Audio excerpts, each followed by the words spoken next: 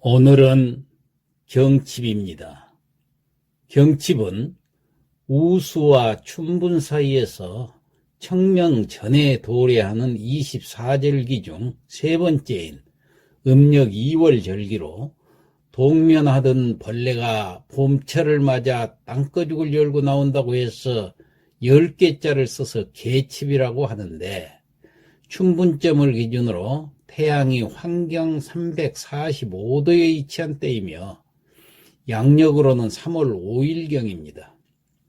이 무렵은 날씨가 따뜻해져서 초목의 싹이 트고 동면하던 동물이 깨어 꿈틀대기 시작한다는 의미에서 개칩이라는 명칭이 정해졌는데, 실은 중국의 그 한경제의 이름이 개라서 이를 피해서 개칩을 경칩으로 바꿔 불렀다고 합니다.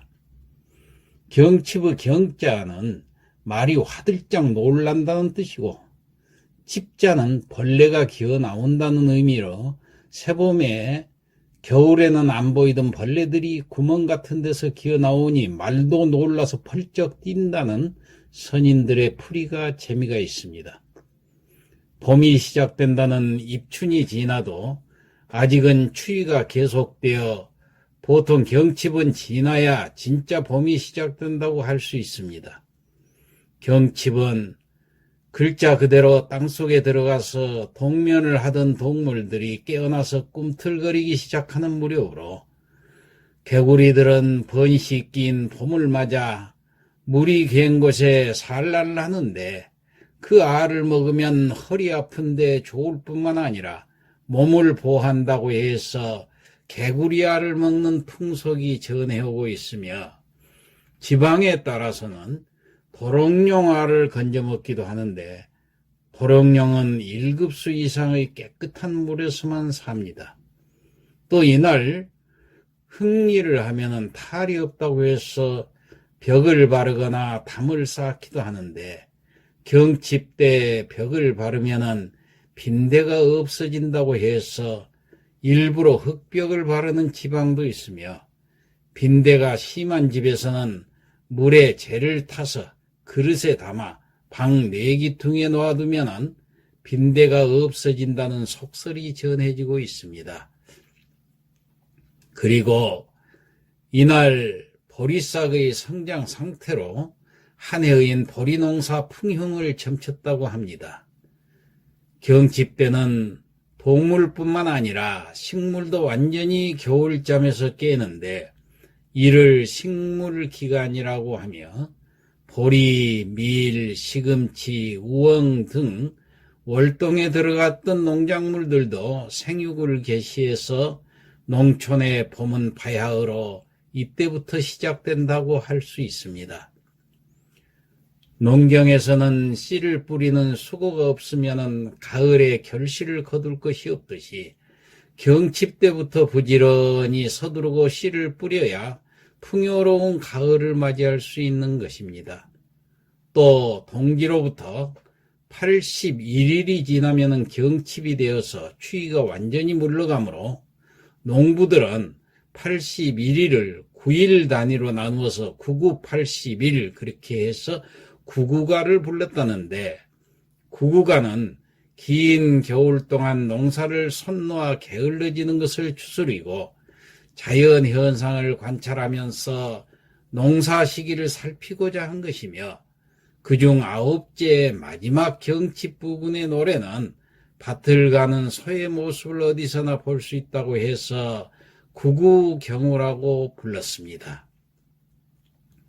이때쯤이면은 집집마다 장 담그기를 하는데, 장을 담그는 일은 겨울을 대비하여 김장을 하듯이 가정의 1년 농사라고 할 만큼 중요합니다.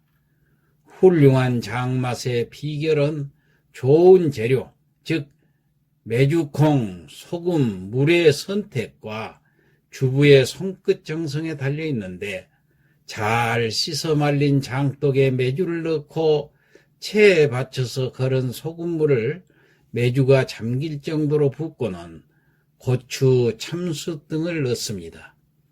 고추의 붉은색은 악기를 쫓고 참숯은 살균작용을 하기에 꼭 넣는데 장을 담근 장독에는 잡기가 들지 못하도록 웬 새끼를 꼬아서 솔잎이나 고추, 한지를 끼운 금줄을 쳐서 장맛을 지켰던 것입니다. 반찬이 변변찮던 시절의 농가에서는 맛의 근원이었던 장을 무척이나 아꼈지요. 날이 완전히 풀리는 경칩때가 되면은 겨우내 인분이 쌓인 변소를 푸는데, 인분은 직접 논밭에 뿌리기도 하지만은 집 한켠에 쌓인 퇴비더미를 파고 묻어서 몇 달간 잘 썩힌 다음에 파내어 거름으로 논밭에다 내었습니다.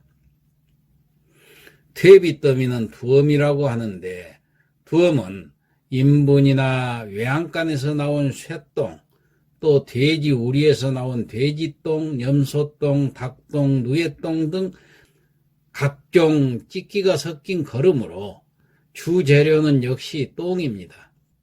금비를 양약이라고 한다면 퇴비는 한약이라고 할 수 있는데, 농토의 보약과 같은 퇴비는 지력을 높이는 성질이 있어 우리 조상들이 퇴비 만들기에 열을 올린 이유도 바로 이 지력 증진을 통한 생산량 향상에 있었던 것입니다. 금비는 질소, 인상, 가리로 대변되는데, 우리 조상들은 금비가 없었기 때문에 퇴비와 똥, 아궁이의 재 등을 농사에 이용하였으며, 그것도 부족해서 뗏물조차 거름으로 만들고 오줌도 아무 데서나 누지 말고 꼭 집에서 누도록 했던 것입니다. 봄 기운은 날로 완연해지고 세상의 만물들은 기지개를 켜고 활동에 들어가는데, 농부들도 겨우내 묵은 먼지를 뒤집어 쓰고 녹슬어 가던 농기구들을 정비함으로써 봄을 맞을 준비를 합니다. 이때는 얼음만 녹는 것이 아니라 겨우내 움츠렸던 초목들도 새 계절을 맞을 준비를 해서 양지 바른 곳에서는 모진 겨울을 이겨낸 잡초에도 언뜻 녹색빛이 들기 시작하고, 나무에도 물이 오르는데 고로쇠 나무나 단풍나무와 같이 수관이 발달한 나무에 상처를 내서 수액을 받아먹는 것도 이 즈음의 풍습인 것입니다. 옛날 고려와 조선에서는 경칩 뒤 첫 돼지띠인 해일이 길하다고 해서 해마다 선농제를 지냈는데, 농사를 시작하기 전에 1년 농사가 풍년이 되게 해달라는 제사로 서울에서는 임금이 친히 동대문 밖에 보원동동의 재단에 나와서 사람에게 처음으로 농사를 가르쳤다고 전해지는 신롱과 후직에게 제사를 지내기도 하며 친경을 했다고 합니다. 농부들은 이때부터 농기구를 준비해서 한 해 농사를 시작했으며, 이것이 전해 내려와 지금도 농사를 경칩 이후에 시작한다고 합니다.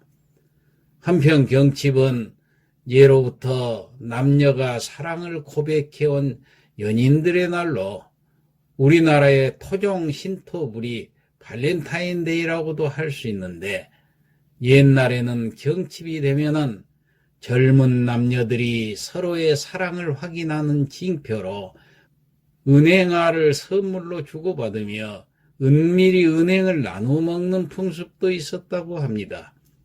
은행나무는 암수가 구별이 있어 서로 마주보고 있어야 열매를 맺는데, 굳이 가까이 하지 않고 그저 마주보고만 있어도 사랑이 오가고 결실을 맺기 때문에 은행나무는 순결한 사랑의 상징이 된 것입니다.